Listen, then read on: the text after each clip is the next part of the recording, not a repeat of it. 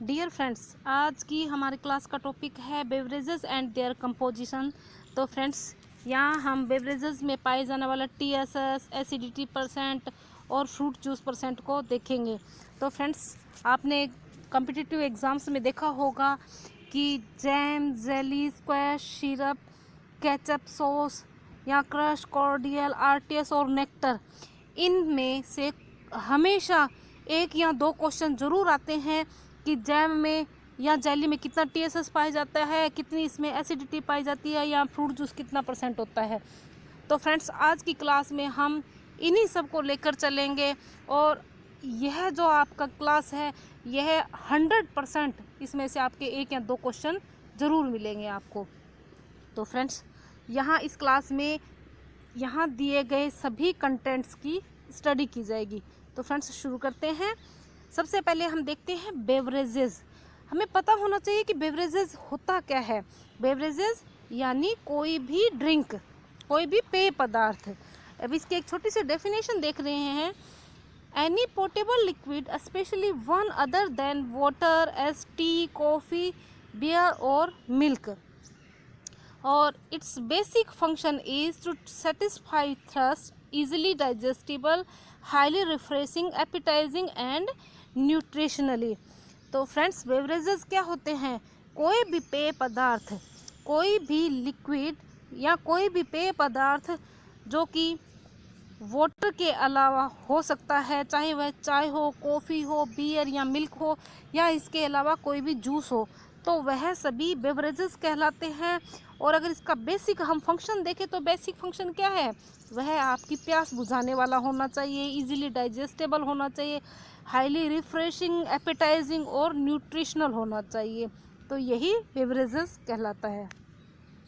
अब देखते हैं बेवरेजेस के टाइप्स। तो फ्रेंड्स, बेवरेजेस दो टाइप का होता है, अनफर्मेंटेड बेवरेजेस और फर्मेंटेड बेवरेजेस। तो फ्रेंड्स, अब बात आती है कि अनफर्मेंटेड बेवरेजेस या फर्मेंटेड बेवरेजेस में क्या अंतर है और ये किस तरह से हम इसको क्लासीफाई कर सकते हैं। तो फ्रेंड्स, अनफर्मेंटेड बेवरेजेस का मतलब है non alcoholic drinks, fruit juices which do not undergo alcoholic fermentation are known as unfermented beverages। यानी ऐसा फ्रूट जूस जिसके अंदर अल्कोहलिक फर्मेंटेशन नहीं होता है उसे हम अनफर्मेंटेड या नॉन अल्कोहलिक ड्रिंक्स कहते हैं। इसके अगर एग्जांपल देखें तो नेचुरल और sweeten juice, RTS, nectar, cordial, squash, crush, syrup, यह सभी अनफर्मेंटेड बेवरेजेस में आते हैं। और इसी तरह जो बार्ले वाटर है या कार्बोनेटेड बेवरेजेस हैं वह भी अनफर्मेंटेड बेवरेजेस के अंतर्गत आते हैं। अब दूसरा देखते हैं फर्मेंटेड बेवरेजेस। तो अगर इसकी डेफिनेशन देखें, fruit juice which have undergone alcoholic fermentation by yeast.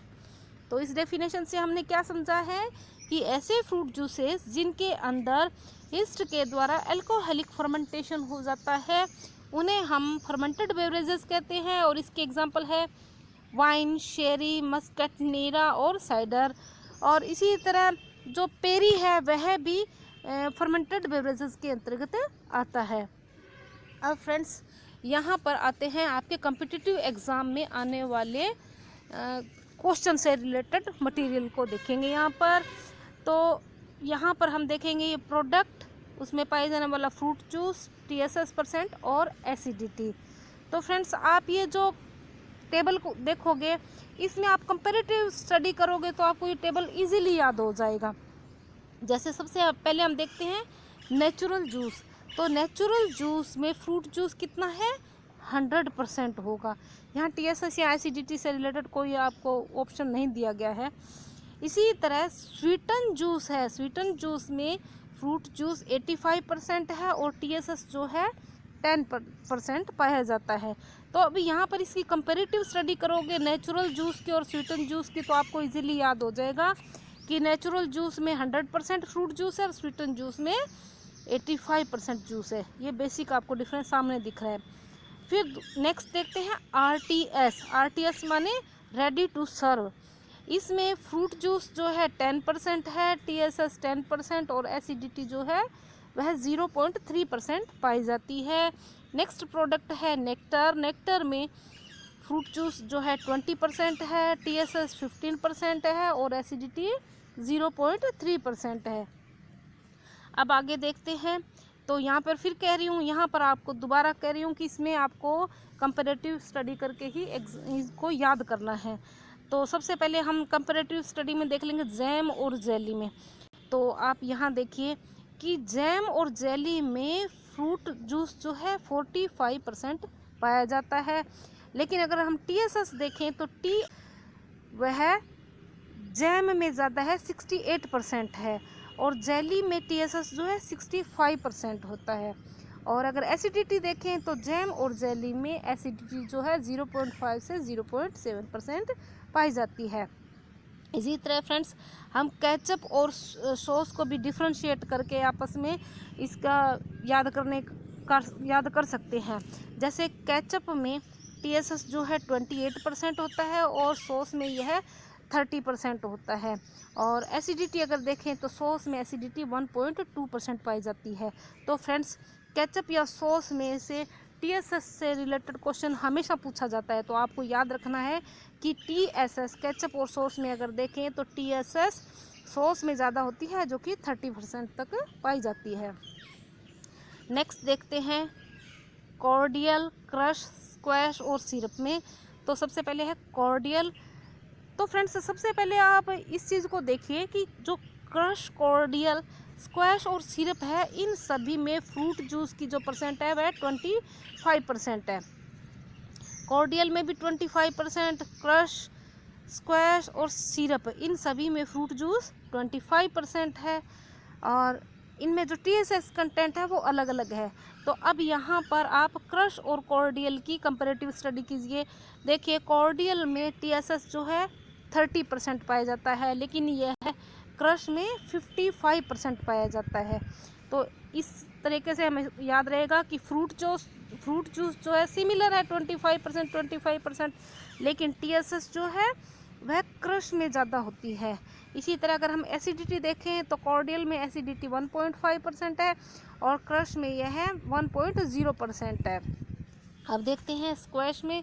तो स्क्वैश और सिरप की अगर कंपैरेटिव स्टडी करते हैं तो स्क्वैश में और सिरप दोनों में ही फ्रूट जूस 25% है, लेकिन अगर हम TSS के पर्पस से देखें, TSS के व्यू से देखें तो सिरप में TSS ज़्यादा होता है, यह 65% होता है।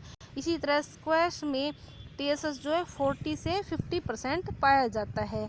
और अगर हम एसिडिटी देखें तो स्क्वैश में यह 1.0% होती है और सिरप में यह 1.3 से 1.5% पाई जाती है।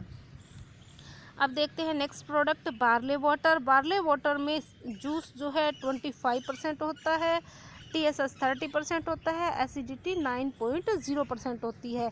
यानी सब में सबसे ज़्यादा एसिडिटी कहाँ है? बार्ले वाटर में। फिर देखते हैं चटनी। तो सभी प्रकार की चटनी में फ्रूट जूस जो है 40% होता है, TSS 50% होता है और एसिडिटी जो है 1.0% होती है। फिर देखते हैं प्रिजर्व। तो प्रिजर्व से रिलेटेड हमेशा कहीं ना कहीं आपको क्वेश्चन देखने को मिल जाएगा। तो प्रिजर्व जो है, प्रिजर्व में फ्रूट जूस 55% होता है और TSS जो है 68 से 70% तक पाया जाता है। इसी तरह जो ग्लेज्ड फ्रूट होते हैं उनके अंदर फ्रूट जूस जो है 25% से कम नहीं होना चाहिए। इसी तरह जो TSS है वह भी 70% से कम नहीं होना चाहिए। और फिर आता है शरबत। तो शरबत में TSS जो है 65% पाया जाता है। तो फ्रेंड्स नेक्स्ट जो क्लासेस आपकी होंगी उनमें हम इनके अलग अलग डेफिनेशन को भी देखेंगे और इनमें पाए जाने वाले डिफरेंस को भी देखेंगे, जैसे कि जैम और जेली में क्या डिफरेंस है, स्क्वैश और सिरप में क्या डिफरेंस है। तो इन सब को हम नेक्स्ट क्लास में देखेंगे। Friends, hope you enjoyed this video. Thanks for watching.